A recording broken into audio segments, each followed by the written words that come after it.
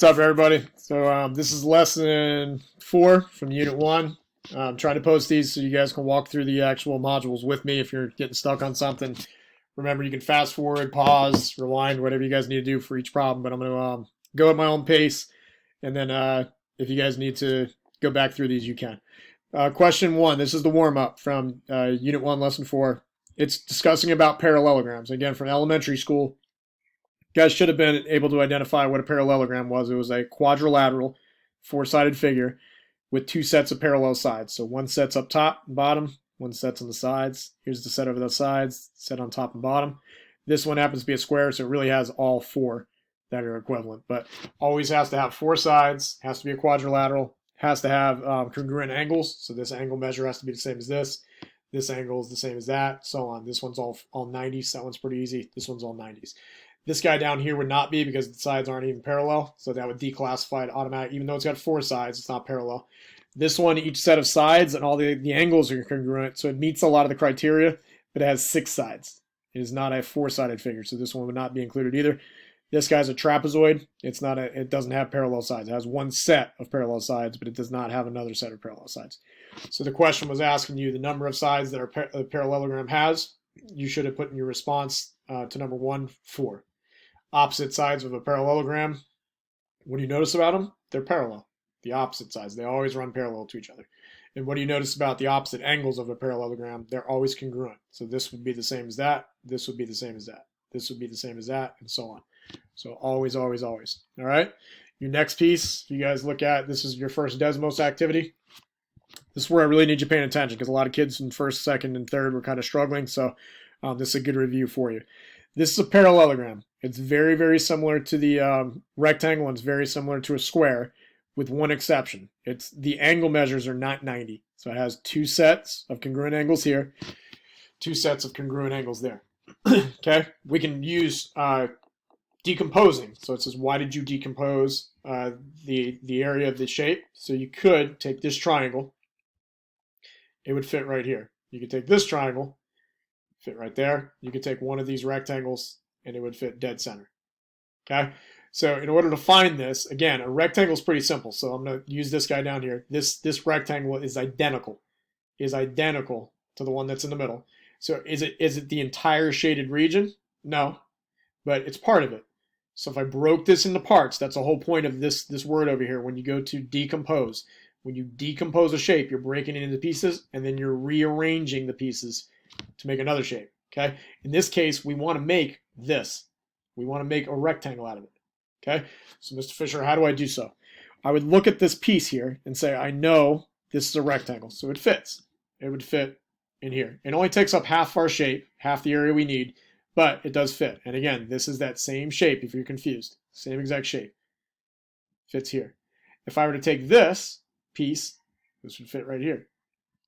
And if I were to take this piece, this would fit right there. So what I was trying to get you guys to learn last week, or throughout the week, I'm sorry, not last week, but throughout this week, is this piece here and this piece here make up a rectangle. So if I were to move this, like we did yesterday and Monday, I would have that. This now forms this shape. It now forms that rectangle. The whole point, well, that's fantastic, Mr. Fisher. Great job. I'm proud of you, but how does that help me? Well, in order to find the area, guys, I'm looking for things that I can measure easily. You can do it without, but this is a one way. This is called the decomposing and rearranging method. So I know that this piece here is 3, 1, 2, 3 by 1, 2, 3, 4, 5, 6. So 3 times 6 would give me 18. I know that's 18 so far. This piece, I can't really tell by itself, but if I were to use this triangle and I were to use this triangle, I noticed something, that my rectangle that was in the middle is the same size as those two triangles. So again, if I had this and I broke it up, this piece over here would fit here. And this works on every single parallelogram because the angle measures. The angles and the congruent and the sides are parallel. This happens in every one. You could do this. Okay. There are some you don't want to decompose, and I'll show you those in a little bit later. Okay, but I can put this literally right here and put that literally right there, or you can simply just leave it right here. Right? I don't even need this one. This guy is gone. So this would be 1, 2, 3, 4, 5, 6 by 1, 2, 3, 4, 5, 6. total area of that object would be 36. So this guy, literally, that parallelogram is the same exact object as this. So it just looks a little different. It's kind of like tilted over sideways. And I know that because I can take this piece off and translate it over here. That literally makes this shape. Okay? This piece is here. This is for negative space around the object. I wouldn't suggest doing that because then you're going to have to subtract at the end. But if you were, you can find the whole shape. So 1, 2, 3, 4, 5, 6, 7, 8, 9.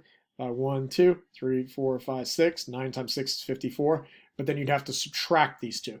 You'd have to take this away. Take this away. Well, 54 minus that 18 still gives you the 36. That's a little more complex way of thinking, but it's possible.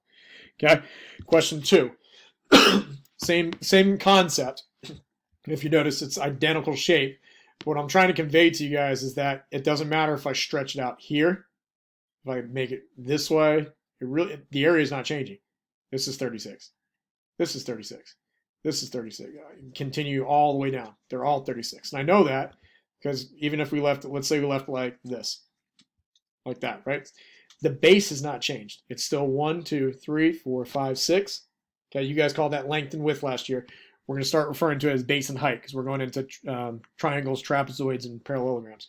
But 6, our height is 1, 2, 3, 4, 5, and should be 6 up here. Sorry, I messed it up. Should be 6. So 1, 2, 3, 4, 5, 6. Well, 6 times 6, again, is this object. Okay? Regardless of the fact, if I start playing with it and change it, right? If I start changing it, watch how it reacts with the other diagram here. So if I change it, right? Does it really matter? No, the height changes along with it, but this is still 1, 2, 3, 4, 5, 6 squares wide. I don't want to count lines. And this is 6 squares tall. So if I were to measure the height of like a building, I wouldn't care what the building looked like. I would look at its height. So let me use this guy over here. So if you look at these two objects, this height vertically is 1, 2, 3, 4, 5, 6 squares. Do not use those lines. Use the squares themselves. Inside of this, it'd be pretty tough because, well, Mr. Fisher, I don't see any squares that go to the very top. This is the top. This is the top of that object, like your height. You're not a symmetrical rectangle. But I still find at the very, very top of your head, and the very, very bottom of your feet, well, how many squares tall is that? 1, 2, 3, 4, 5, 6. It's easier to look at had you done this. And you kind of look at those verticals. But our object looked like this initially. I can still find it. I find 1, 2, 3, 4, 5, 6. And then 1, 2, 3, 4, 5, 6. Okay, so 6 times 6 gives us 36. Regardless how you could still decompose it. You can find the rectangle. Here's my triangle. Shift the triangle over. And it becomes that shape again. So again, this is 36. So is that. There's no difference. Okay, so rewind the video if you need to. Our second piece. And again, yeah, we have plenty of time before we test on this section. And then my tutoring, if you're still not understanding it, tutoring is Thursday mornings from 8 o'clock, or 8:30, I'm sorry, to 9 o'clock. 8:30 to 9. So EPMXFU. EPMXFU. Just use that one. It doesn't matter which code I'm using, but for you guys it does. And then Mr. F. Okay. This is where it starts getting a little more complex because you're taking away some of the crutches, but this one's pretty simple still. So I have my parallelogram. They're asking us to find the area. Use a sketch tool if you need to. So here's our sketch tools. Okay. I'm going to use the decomposing method. So I would take this triangle off. I'm going to take this triangle off the shape. And see that's highlighted. I'm literally going to take that and move it to here. Okay, so I'm taking this off. It's no longer there. And I move it right here. Okay, well now I no longer have the parallelogram. I have a rectangle, this object. I'm tracing it out. Okay, so this is the object that I have. Well, it's 1, 2, 3, 4, 5 units tall. 5 units meaning squares. I'm not counting 1, 2, 3, 4, 5, 6 lines. I'm counting the number of squares tall. Square units. I'm counting the number of square units wide. A lot of kids will do from line to line. They'll do 1, 2, 3, 4. That's not 4 squares wide. That's only 3 squares wide. Same thing here. A kid's going to do 1, 2, 3, 4, 5, 6. But it's not 6 squares tall. It's 1 square tall, 2 squares tall. And literally, if you draw it out, here's 1 square tall. Here's 2. Right? Here's 3. Here's 4. And here's 5. My drawing's hideous, but you guys get the point. I'm not looking at lines. That's still 1, 2, 3, 4, 5. Same concept down here. Ms. Fisher, that's not making any sense. I don't understand what you're doing. Well, let's think conceptually, guys. We're learning about formulas and things, and we're kind of deriving the mathematics. We're working backwards in this textbook. So if I took this, I could literally just find from one point to the next vertically. You notice how I'm going straight up and down. Straight up and down vertically. That's 1, 2, 3, 4, 5 units tall. Then I can find horizontally. So from this point, any point on this parallelogram to the next point horizontally, it has to be flat. 1,000% flat horizontally. Same thing, 1,000% vertically. That forms a 90-degree angle. If you go like this, that forms a 90. If you notice, that also forms a square. That's the whole point. So if I were to take that, I take 1, 2, 3, right? It's 3 wide by 1, 2, 3, 4, 5 units down. So in reality, it's 5 by 3. 5 times 3 is still 15. So regardless how you attack this, guys, it's the same concept. New item. Holy cow.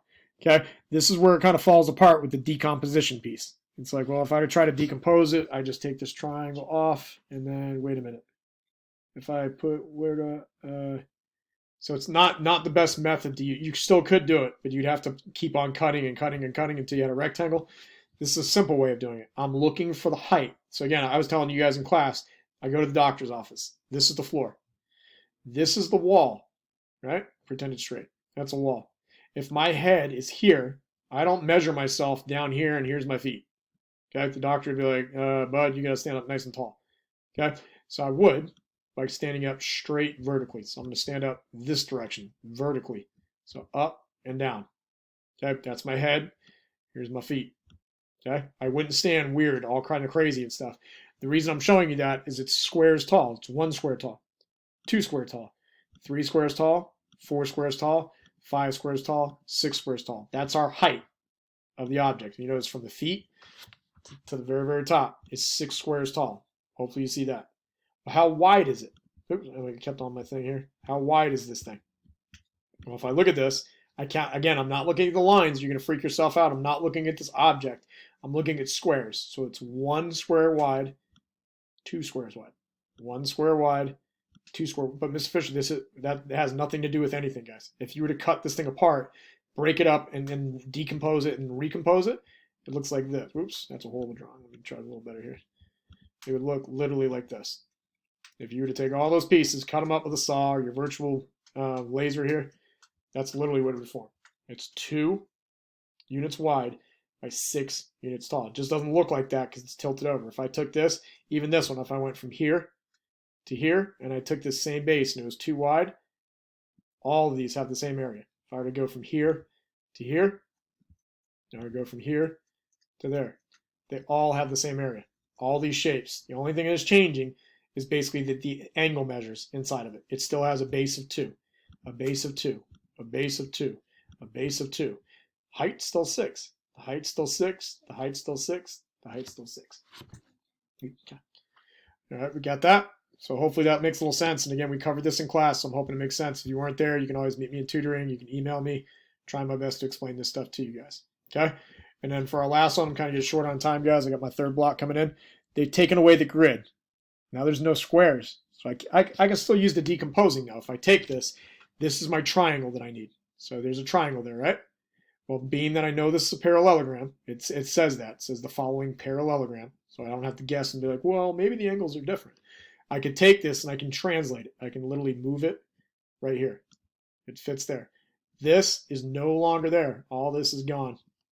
This is my new object from here to there. And again, how many squares tall is it? This is where a lot of kids will make errors because there's 3 numbers now. They're not trying to trick you, but you can measure all these out. This side length here, 6 units, 6 squares wide. This height here, 4.5, and I know that because this one is congruent. It's 4.5. This is 4 from the feet all the way to this thing's head is 4. So in reality, it would look like this. If I went up and over, up and over, right? So if they were to try to draw this for you, it'd be 1, 2. If I try to break this up, 2, 3, 4, 5. So 1, 2, 3, 4, 5. So it's a little bit ugly. It would look similar to this. It's broken up into square units. And the reason I'm only doing 6 is because it's 6 units wide.